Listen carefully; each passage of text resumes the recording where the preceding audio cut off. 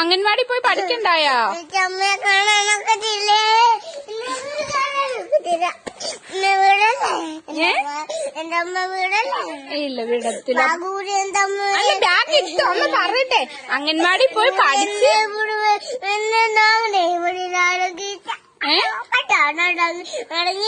അടങ്ങിയിരിക്കാവോ? പക്ഷെ പഠിക്കണ്ടായോ മോക്ക്? പഠിക്കുന്ന ഇഷ്ടം.